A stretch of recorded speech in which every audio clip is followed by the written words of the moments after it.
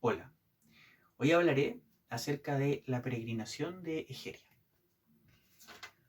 En el año 1884, Gianfrancesco Gamurrini hallábase en la biblioteca de la Confraternidad dei Laici en Arezzo, Italia, y se encontró, por serendipia, con un códice del siglo XI donde habían dos textos. El primero eran fragmentos de Hilario de Poitiers. El segundo se trataba de un texto desconocido para él, de una autora femenina, en que relataba un viaje hacia Jerusalén y describía las locaciones por las que pasó y donde estuvo. Le dedicaba su obra, escrita sobre la marcha, a unas también desconocidas señoras y hermanas. Sobre la fecha del viaje, sobre la identidad de la autora, nada se sabía. Faltaban partes del escrito, no se indicaban años, no se daban nombres, excepto uno, pero nada que pudiera indicar el contexto. En resumen, el contenido del relato era el siguiente: una peregrinación hacia Jerusalén y desde ahí hacia otros santos lugares, donde la autora se hace acompañar de santos varones, que es como llama a los clérigos y monjes que la acompañan. También en algunos tramos fue acompañada con custodia militar por soldados romanos. El objetivo de esta peregrinación era visitar todos aquellos lugares apetecibles de ver para los cristianos, que eran tres. Primero, parajes bíblicos, sobre todo del Antiguo Testamento, por ejemplo, el monte Sinaí, el monte Horeb, el lugar donde Melquisedec hizo ofrendas de pan y vino al Dios Altísimo. Segundo, eremitorios y monasterios. Y tercero, los martiria, que era como se llamaba a los enterramientos de los mártires y también de algunos monjes de reconocida santidad. Eso por una parte, pero hay una segunda parte en este relato donde cambia el tono y el motivo de escritura y se vuelca exclusivamente a la descripción detallada de las liturgias que hacíanse en Jerusalén en Semana Santa y también en otras fiestas como la Epifanía, la Ascensión, Pentecostés, Navidad. Ahí podemos ver, por ejemplo, algunos detalles piadosos, por ejemplo, el ayuno de Cuaresma de los cristianos de la época y cómo hacían la veneración de la Santa Cruz el Viernes Santo. Dicho eso, veamos algunas cuestiones relativas al códice mismo. Como dijimos, es un códice del siglo XI. Se conoce como Códice Aretino y tiene una historia muy interesante. El lugar donde lo halló Gianfrancesco Gamurrini, la biblioteca de la Confraternidad dei Laici en Arezzo, recibió este texto en el año 1810. Llegó hasta allí desde el monasterio de las Santas Flora y Lucila, donde estuvo durante 200 años, desde el año 1610 hasta 1810, cuando por las guerras napoleónicas se suprime este monasterio. Pero había llegado a dicho monasterio desde Monte Cassino, el monasterio fundado por San Benito en el siglo VI, el monasterio, la cuna quizás del monacato occidental, siendo San Benito el padre del monacato occidental. Ya en el siglo XI, en el año 1070, hay registros de ese códice aretino en la biblioteca de Montecassino. De hecho, Pedro el Diácono, uno de sus bibliotecarios, ocupó ese año el relato de Egeria para escribir un itinerario de viaje hacia los lugares santos, en el cual transcribe algunos pasajes de este relato hallado por Gamurrini. La primera edición de esta obra fue publicada por el mismo Gianfrancesco Gamurrini en el año 1887. Y en dicha edición, él identifica a la autora de este relato con Silvia o Silvania de Aquitania. Este personaje efectivamente viajó a Jerusalén y fue muy conocida. De hecho, parte de su vida está relatada en la Historia Lausíaca de Palladio, una obra del siglo V dedicada a recordar algunos santos y santas, monjes y monjas de la época. Sin embargo, fue el año 1903 en que un benedictino llamado Mario Ferotin habló ya de la identidad de la autora. Habló de una monja llamada Eteria o Egeria. Habían varias grafías para este nombre. ¿Y cómo llegó a ese nombre? Bueno, en una obra española del siglo XVIII, España Sagrada del padre Enrique Flores, estaba registrada una carta que escribió San Valerio del Bierzo, el abad de los monasterios de ese lugar en España, en la provincia de León, como prólogo a esta obra de Egeria. Veamos un poco lo que se dice de ella en esta carta. Esta carta, dicho sea de paso, es del siglo VII. Entonces, ya podemos llegar más atrás de esta data del principio. O sea, es un códice latino del siglo XI, pero de cuyo escrito, de cuyo relato ya se tiene conocimiento en el siglo VII. Bien, entonces ya podemos ir acercándonos, ir aproximándonos a la data real de este texto. Bueno, y esta carta de San Valerio a los monjes del Bierzo, un paréntesis, la región del Bierzo, en España, en la provincia de León, se llegó a conocer como Tebaida leonesa o Tebaida berciana, haciendo referencia a la Tebaida egipcia, que es uno de los lugares donde floreció el monacato primitivo. Bueno, este abad escribe la Epístola de Beatissime Egerie Laudi, en la cual, primero, vamos a leer un poco, la identifica como monja. Dice: así pues, cuando antaño el renacer de la venerable fe católica y la radiante y profunda claridad de la sagrada religión irradiaban al fin con luz crepuscular en el extremo de esta región occidental, esta bienaventurada monja Egeria, consumida por la llama del deseo de la gracia divina, con el sustento de la majestad del Señor, emprendió un largo periplo por todo el orbe, con todas sus fuerzas y con un corazón intrépido. Más adelante, en su carta dedicada a los monjes del Bierzo, San Valerio dará otro dato muy importante y que tiene que ver con la procedencia de esta monja Egeria.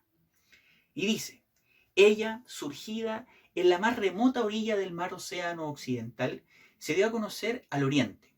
Al buscar remedio para su alma, ha donado un ejemplo admirable a muchas almas de cómo seguir a Dios. Bien.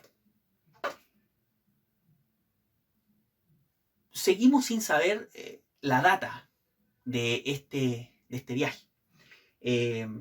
Para ello, se calculó, a partir de la crítica interna del texto, y se ha llegado a la conclusión de que este viaje debió haber ocurrido entre el año 381 y 384 después de Cristo, naturalmente. primero, en el viaje, Egeria dice, habiéndose cumplido 3 años desde que llegué a Jerusalén, hice tal y tal cosa. Entonces ahí ya dice una cosa muy importante, estuvo a lo menos 3 años ahí. Y bueno, el cálculo también se apoya principalmente para este intervalo temporal en la mención de 3 monjes, de 3 obispos, que además eran monjes y confesores. Además se nombran las ciudades de las cuales son obispos. Revisando todos los datos, las coincidencias, sumando y restando, se ha concluido, insisto, que el viaje debe ocurrir entre el 381 y 384, porque las circunstancias de la época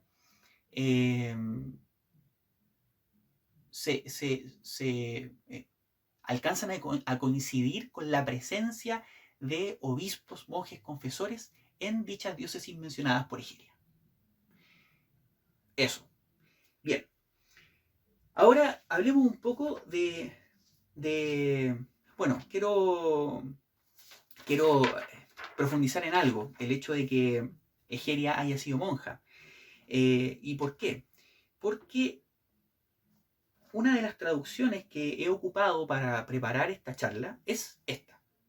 Es una traducción y edición de Carlos Pascual que salió en los 90 y luego volvió a salir en el 2018.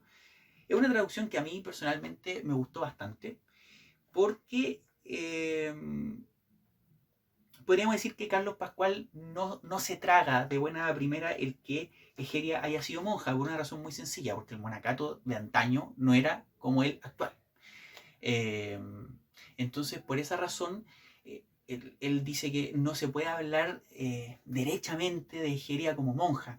Es incomparable, por ejemplo, a una Santa Teresa de Jesús. Es un ejemplo que da él. Ahora, a mí me parece que eso es una tontería, por más que su traducción me parezca muy buena. Entonces, respecto a eso quiero decir algunas cosas que voy a leer de acá de mis apuntes. Desde que el texto se publicó, llamaron la atención las señoras y hermanas, las domine et sorores, dice el texto, a quienes se dirige. Por eso, algunos han creído descubrir, acá cito a García Colombás, un investigador benedictino sobre el monacato, la existencia de un monasterio femenino sin duda de tipo urbano al que Egeria misma pertenecía, en su país de origen, muy probablemente Galicia. Cierro comillas. Ya en el siglo VII, San Valerio del Bierzo escribió una carta en honor a la Virgen Egeria, lo que ya leímos.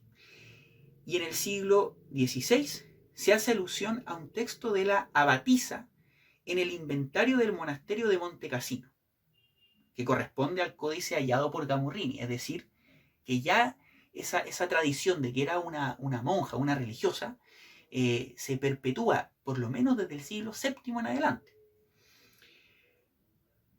Si consideramos además las muchas alusiones a las vírgenes consagradas en cánones de sínodos provinciales del cristianismo primitivo y primeros concilios ecuménicos, es absolutamente razonable, bueno, vírgenes consagradas y viudas también, es absolutamente razonable, por no decir seguro, que Egeria fuera monja, en el sentido amplio de la palabra.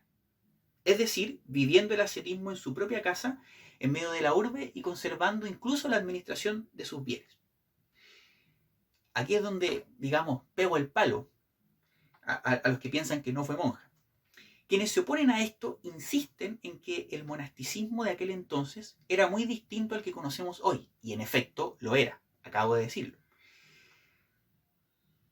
Y por eso dicen que referirse a Egeria como monja, lo cual implica, creen ellos, que existan grandes monasterios, reglas escritas, clausura total, etc., es extemporáneo. Por nuestra parte, y basándonos en la evidencia, entendemos que el fenómeno ascético y monástico fue y es multiforme. Dicho eso, consideraremos para lo que sigue de esta charla que Egeria era monja, y nos queda un detalle, su procedencia. Ya hablamos de esto de que era de Occidente, de este extremo occidental y que se hizo conocer en Oriente. Actualmente se ha llegado al consenso de que era hispana de la región de Galicia. No solamente por estas marcas textuales en la carta de Valerio, incluso en el texto mismo de Egeria, donde un obispo le dice, tú que has venido desde el lejano occidente, sino también por algunas características de su lenguaje, de su latín vulgar, de su sermo cotidianus, que tiene características que la vinculan a la zona occidental, a la zona de Galia y sobre todo de Hispania. Bien, dicho eso, hablemos un poco de la época de Egeria. Pues es una época sin igual en la historia de la Iglesia. Nos ubicamos a fines del siglo IV, es una época axial en la historia eclesiástica. Dentro de esta sola centuria ocurrieron hechos importantísimos, relevantes, insisto, sin igual, dentro de lo que es el afianzamiento del cristianismo.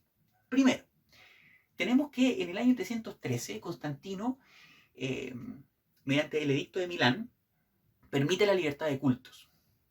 Por lo tanto, empiezan a devolverle iglesias que le habían quitado a los cristianos en las persecuciones, dejan de perseguirlos, ya pueden organizarse, pueden ser comunidades visibles. En el año 325, el mismo Constantino asiste a algunas sesiones del concilio de Nicea, donde se anatematiza el arrianismo y se reafirma la divinidad de nuestro Señor Jesucristo. Un año después, en el 326, la madre de Constantino, Santa Elena, descubre la verdadera cruz en Jerusalén, hito el cual abre la peregrinación masiva hacia la ciudad santa. Avanzando varios años, tenemos que en el 380, Teodosio el Grande, el emperador de ese entonces, da el edicto de Tesalónica, mediante el cual se oficializa la religión católica, eso dice el edicto, como la religión oficial del Imperio Romano. Esta religión católica, predicada por Pedro a los romanos, dice el edicto, y que profesan el Papa Dámaso de Roma y el obispo Pedro de Alejandría, y por extensión los que están en comunión con ellos. Bien, al año siguiente, el 381, ocurre otro hecho de vital importancia, y que es la celebración del concilio de Constantinopla. Mientras se celebra este concilio, Egeria está partiendo su viaje. Eso en cuanto a lo eclesiástico, a lo político. Mencionemos algunos personajes que vivían por aquel entonces, contemporáneos a Egeria. Dámaso era el Papa de Roma, como ya dijimos. Nectario en Constantinopla. Cirilo en Jerusalén. Timoteo había llegado a la sede alejandrina. Mientras que la sede antioqueña de fundación también petrina y paulina estaba amenazada por un cisma y por el arrianismo, sin tener una cabeza clara y siendo este trono episcopal disputado por Flaviano y Paulino, el primero de los cuales prevaleció. Pero mientras aquello ocurría entre aulas palaciegas y basílicas, en el desierto crecía un movimiento espiritual, los monjes. Hace ya tiempo los cristianos venían ejerciendo el ascetismo desde el tiempo de los apóstoles. El mismo Dios hecho hombre, Cristo, hizo prácticas ascéticas, ayunó, por ejemplo. Pero hacia mediados del siglo IV, esto ya se hace masivo y no se queda encerrado en la comunidad diocesana, en la propia casa, sino que esta gente hace la fuga mundi, la fuga del mundo, se retira al desierto, se convierten en anacoretas y llegando al desierto, al éremos, se convierten en ermitaños. Bien, el máximo representante de esta forma de vida fue San Antonio el Grande, a quien San Atanasio de Alejandría, el martillo de los herejes, le escribió su hagiografía. Esta hagiografía, sumada a la popularización de la peregrinación a Jerusalén desde el hallazgo de la Santa Cruz por Santa Elena, confluyen en, insisto, la masificación de estos viajes a estos santos lugares, visitar Tierra Santa y visitar a los monjes. Eso es lo que anhela el cristiano de mediados del siglo IV. Visitar a los santos monjes y visitar los lugares donde vivió su pasión y su resurrección Jesucristo. Entonces, Egeria es parte de esto. No fue la única. Dijimos ya que Gamurrini había adjudicado la autoría de este relato a Silvania de Aquitania. Efectivamente, ella sí peregrinó, pero en el año 399. Otra mujer, Santa Melania la Vieja, también conocida como Melania Senior, Melania Mayor, para distinguirla de su nieta, que también fue asceta, ella viajó entre el año 371 y 372 hacia Jerusalén y se quedó a vivir allá, después de que enviudó muy joven y se dedicó a la vida ascética.